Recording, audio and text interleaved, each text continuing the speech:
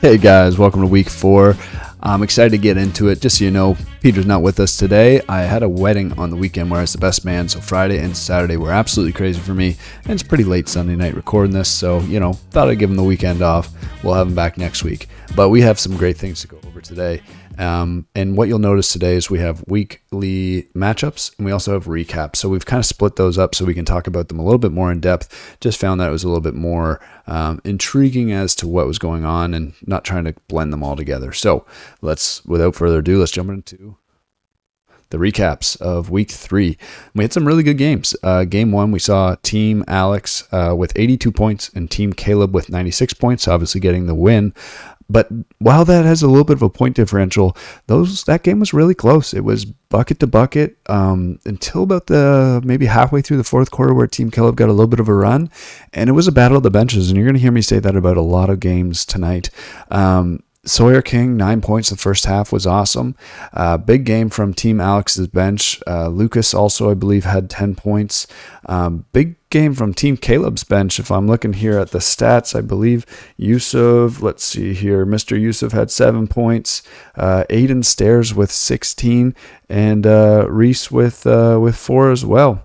So it was good. It was not a bad game at all. It was back and forth. I really enjoyed watching it. What we're seeing here from Vizio here is rebounds were roughly the same. Assists were roughly the game. Really what it came down to was just that last couple minutes or last 6 minutes of the fourth quarter where Team Caleb got a big run, but it was a high energy game. It was really fun to watch, and I'm excited to see them as a potential matchup in the playoffs if it happens. Game 2 was Team Adam, which was 81 points versus Team Garen, which was 70 points. Now, Team Adam let's just be honest, the man and the myth, the guy who was knocking out everything in the park there, of course, was Kenny. Kenny had a great game. He got I believe, was it a triple-double here? I'll have to pull it up in my notes here. But without a doubt, they were just so dominant. Team Garen were without Allen and Josh Susie, so they were very small, and they really Team Adam really capitalized on that. I'm just trying to pull up the game here right now so I can see the rebounds because I know there was quite a differential. Yeah, so the rebounds were 73 rebounds to 48 for Team Garen. The assists were a little bit more, but for the most part, those rebounds just absolutely killed Team Garen. They played well. They got that fourth quarter where they always put that press on. It was very strong, but they were getting the steals. They just weren't able to convert the buckets, so it ended up being about an 11-point spread. Man, I will say that Team Garen has probably the best press in the league. They just need to figure out how to incorporate that into multiple of their games.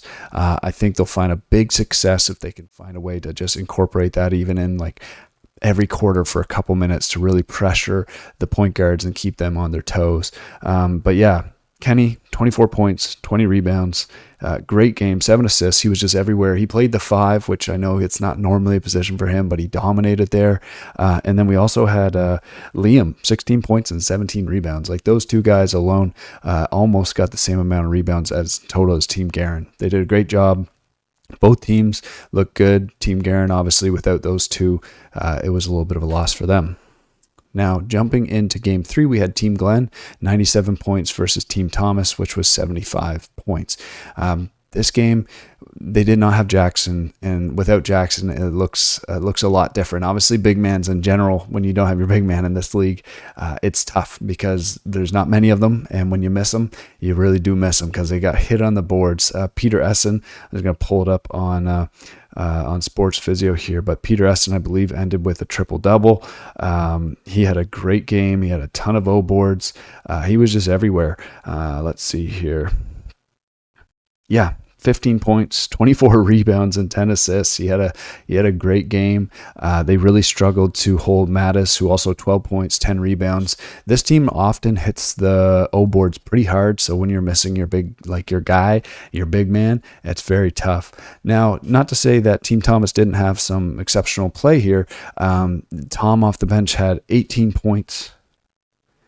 Calvin had 12. Mike Sir was 17. Like, you can definitely see that their offense is clicking and it looks great. It's just a matter of getting that big man back in there.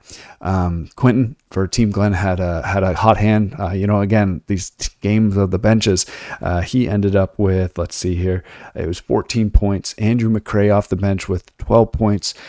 They just had Jeff O'Donnell had 27 points. Now I know he's a starter, but they were just kind of clicking. Team Glenn was just in a great offensive, and when they weren't hitting, they were getting that second chance points, and they just really played a great game.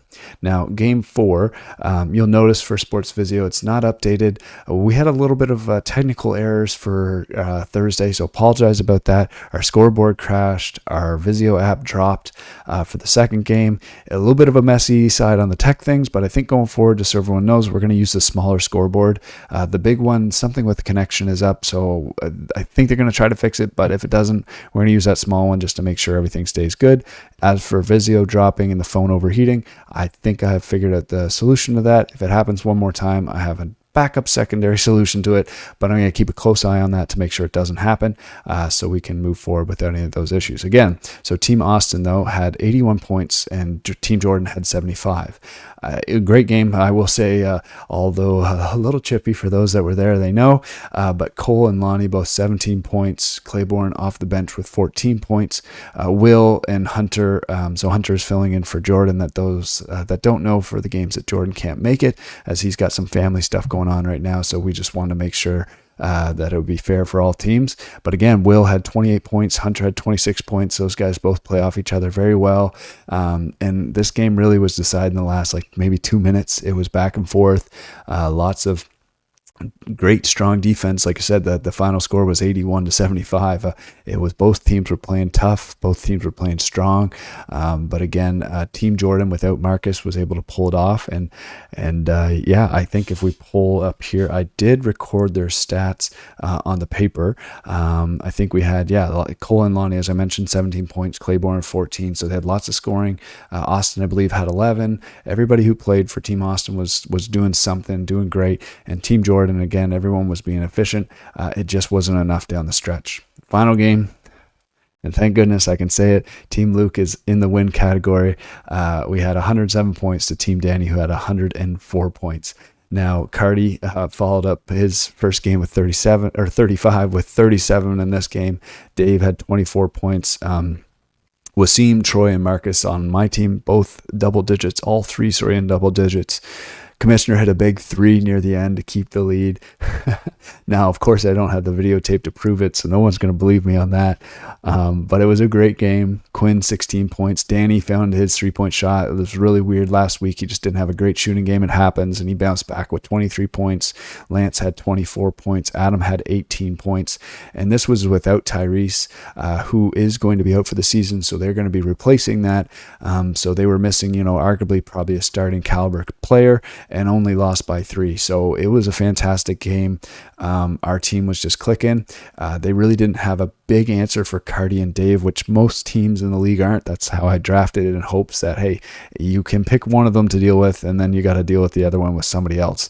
It was a fun game. We had lots of laughs, lots of good competition. It really came down to that final. A lot of games this week came down to those final couple minutes where it was decided, which is great to see. It's a good spot for the league. They were awesome games. That was the recap for week 3. For our next segment, we have our weekly match. And we got some good games, starting off with Team Alex versus the Commissioner, Team Luke. Now, again, we have no Cardi this week, but as we saw in week 1, we had lots of guys who were able to step up, hit big shots. Dave is going to be a problem for every team from what we've seen, and I believe we have most of our other guys there ready to go. I'm curious to see how the Dave and Harry in the post is going to be. I think for myself and everybody else, that's going to be a fun watch to see how they kind of battle back and forth. Now, Team Alex showed some depth last week, although they had the loss. They had some guys who were just hitting big shots for them, and everyone's kind of etching in their role. And as we spoke about for Team Alex, that's very important because they're just able to run fast and bring guys off the bench, and they're able to trust them to do what they need to do. Now for us, how I'm hoping that this goes is just get the ball to Dave and have my guys who are out on the 3-point line hitting like they were last week. We're starting to really kind of etch in our roles too, which is great. Starting to get our rotations figured in. Wasim, I had 3 guys, Wasim, Marcus, and Troy in double-digit scoring last week, and that was with Cardi and Dave. So I think this is going to be a fun game. I don't really know where it's going to go. As I mentioned, I have to give the opportunity to my team to win. If I didn't, I think I'd be a terrible team captain. But I really don't know. I think this is going to be a toss-up. I'm hoping we get the dub, and I'm going to believe that we can. Now, game 2, I should say, is going to be Team Thomas versus Team Jordan. As those that do know, maybe those that don't, Jackson Wilson will be out for the remainder of the season and has been voted in by the captains and by his team. Devontae Campbell will be the replacement. And I think that's going to be a great fit for them. He brings a lot of scoring, and Team Thomas already does have a lot of scoring. So this is going to be interesting. They're going to have to figure it out, but I do think Devontae, at just the level he's played at, he's going to be able to come in and provide immediate scoring. And you're just going to be able to see that mesh relatively pretty fast. Tomorrow's going to be maybe trying to figure it out a little bit, but I have no doubt that they're going to catch on quickly. Now, Team Jordan, every week is going to kind of be up in the air of whether Jordan is going to be in. Hoping to see him this week for his first game because I know that he's just the captain and he loves to play ball. And I think he provides just that confidence and that ability to lead his team to victory. Now, if he's not, look, his replacement is Hunter. And as we all know, Hunter was the MVP for season 1. Very good player. So if Jordan's not there, they're still looking like a good squad. I'm excited to see how they play again tomorrow. I'm seeing a lot of scoring here, I think. I'm just looking at kind of the pace of this. You're going to see a lot of movement, a couple steals, couple fast breaks. Probably going to have a couple dunks, a lot of inside presence from Team Jordan. They're going to be bringing it right into the lane and trying to go up. And Team Thomas is going to be shooting lots of threes and getting out in the break. Now, as for who I got winning, I really don't know. I'm curious. I'm going to probably give it to Team Jordan just because I think with the chemistry feel, Team Thomas might take a game or 2 to get into it. But again, whatever team's hot is probably going to win this one. Team Garen versus Team Austin is game 3. Now, Team Austin is undefeated, so I don't know if Team Garen is going to be the team to knock them off. They haven't really been hitting their shots the way they wanted to, but they've been playing an incredible defense. And Team Austin, I would say, is also playing incredible defense. So I'm going to give it to whatever offense is clicking. And Team Garen's bound to hit a stride eventually. Their 3-point percentage is not really in any fact due to the way that those guys normally shoot. So if they're full roster tomorrow, hopefully Allen's back and Josh, those are much needed guys on the boards and for scoring. I think, I'm going to go with the underdogs here. I'm going to take Team Garen and see if Team Austin will get knocked into the losing column and have their first loss. Now, I could be very wrong with that, guess, but that's where I'm going to go with. I'm very much looking forward to watch that game. And Thursday, we have Team Danny versus Team Adam. Tyrese is out for the season, so Team Danny is currently searching for a replacement. So that, barring that if their replacement's not in, they might be down a starter and caliber level player, which of course would give Team Adam a little bit of an advantage. But again, very excited to see how this works out. The whole league, guys, I'll be honest, it's been a ton of fun. Everybody I've talked to is really just enjoying the basketball, like the fans coming out to watch the games, the players staying to watch the games, the players themselves on the bench while watching the games. This has been fun ball. I really don't know how to edge out a team to say like, oh, well, this team's going to win for sure. I don't know how every game's going to play out. I really don't. And that's the joy of this league right now and the joy of the draft.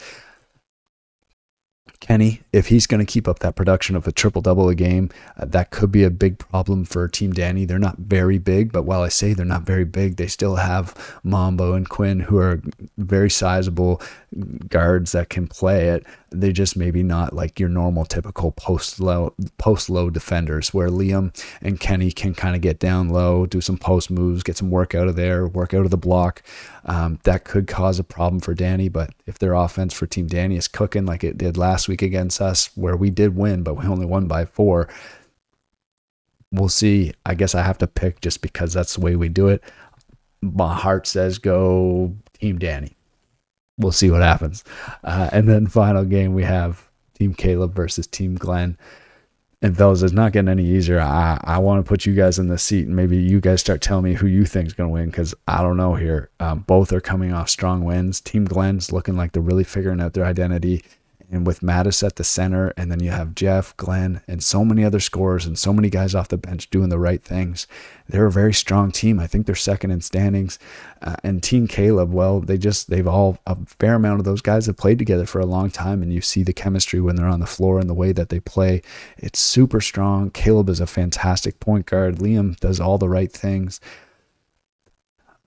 I'm going to go with Team Glenn because Glenn and Jeff were on my team last year, and you got to support your boys. Obviously, I wouldn't support them if they were playing against us, but we'll give Team Glenn the edge out here. We'll find out tomorrow or on Thursday, though, for sure. But we got some really, really good games, and if you're not playing, feel free to stay and watch, help out on the score, or even just hang out with friends and enjoy the games, because we got some good ones this week. And for our next segment, we have the X Factors. And man, oh man, did we have a lot of X Factors for week 3. It was the battle of the benches. Just so many guys showing that, hey, you know what? I'm not a starter, but I have things that I can do on the floor and provide for my team in a way that they need it. We had lots of guys putting up some high point numbers, high double digits. It's just what you want to see from your guys off the bench. So you can have confidence that when, you're trying to share the minutes, especially with how our league's set up, that when you put people out there, that they're going to be able to have some great time and be able to get you some buckets and keep the game nice and competitive. For using Pete's here, he had 3 guys he selected, and I selected 2 myself, but let's start with Pete's. Pete had, and I would have used this one as well, but for Team Thomas Carnahan, hopefully I'm pronouncing that right, brother, 18 points, 8 rebounds. He was 7 of 13 and 4 of 6 from the 3-point line. Tom can hoop. There's no doubt about it. And you know what? For his size, he gets a fair amount of O-boards, which is incredible. He's just always ready to jump for him. He's in the right position. He's got great timing. He's got a nice 3-point shot. They've got a couple guys on their bench that can get really hot at certain times, and that's going to be a wonderful thing to have, especially when you get into single elimination playoffs and you got guys that you can throw out there. If they're hot, they're staying on the court, right? So Tom, great game. Pete's second recommendation, again, would have been one of mine too. Aiden Stairs from Team Caleb had a buzzer beater at the end of the third quarter. I think there might have been like a second left on the clock after it went in, but we're going to count it. 16 points, 6 rebounds, 7 of 13, same shooting percentage as Tom. A wonderful game. Great backup. Yeah, I think they're running him as the backup point. I'm trying to think. He was either one or the two. He's got great handles. He's got great eyes. He's really good to just get that ball in the net. And again, those are the type of guys when you bring them on, if you got guys who can do that, that's a wonderful place to be. The last one that Peter had, and I'll say it one more time, but I would have chosen the exact same because I watched all 3 of these games, was Sawyer King from Team Alex. 14 points, 5 rebounds, and 2 steals with 6 of 10 from the field. Sawyer, I've only got to meet you this year, man, but I can tell just the way you're confident in your shot. You don't need much space, and you're willing to just kind of pull up wherever you're at, and you have the confidence in your shot. And you know what? It looks smooth, man. And from the couple of guys I have talked to, they said, look, Sawyer can shoot the ball, and we saw that. And I'm really excited to see how you play in the league. Now, tomorrow when you play us, I really hope you shoot bad. And again, that's nothing against you. Just against my team, I'd rather you not shoot great. But for the rest of the season, past you playing us, I hope you have a great one, and you just keep being confident in getting that shot in the net. For mine, I have Quentin for Team Glenn, and my second one as well is Team Glenn, which was Andrew McCrae. But let's start with Quentin. 14 points, 8 rebounds, 1 block, 1 steal. The guy hustles. He's a fantastic defender. He's going to give it his all when he goes out on the court. And again, when you have these bench guys, the bench mob coming in, and I believe Quentin started for this one, but for most of the part, I'm assuming he's going to be like a backup one. There are going to be some games he starts, but these are the type of players that are going to be X factors through and through. He had some great shots. He's crashing the boards, 1 block, 1 steal. He has defense. And then you followed up with my next one, which was Andrew McCrae, who 12 points, 9 rebounds, 6 of 9 shooting. Fantastic game. I've been playing pickup ball at Douglas with Andrew for 2-3 years now, and Andrew's just a hustler. He's proving that age is just a number for this basketball league. Like, yeah, he's not going to go out there and give you 40 minutes, as he'll tell you. Although his 40 minutes, if we look at his per minutes, I mean, the guy be like averaging 40 points, 40 rebounds. Now we just need to run him for 40 minutes for a game and see what happens. See if we have to carry him off the court. Although you'd have to carry me off the court if I had to play 40 minutes too. But both Andrew and Quentin had great games, great X factors. Love to see it. Love to see that it's not just our starters cooking in the league. It's the guys off the bench too. And that just shows that our league's that diverse. How you draft is important. The role you play, even though you're not a starter, is still very important for everything we do here. You're providing such great basketball, guys. I'm loving running the league. You're also awesome. I'm looking forward to week 4. I know this week was a little bit shorter on the segments. Apologies for that. I was at the wedding on the weekend, so it was a little bit of a crazy week. I don't even remember when I got sleep, but look, guys, appreciate everything you're doing. Loving the energy you're bringing. Looking forward to week 4. Let's get it.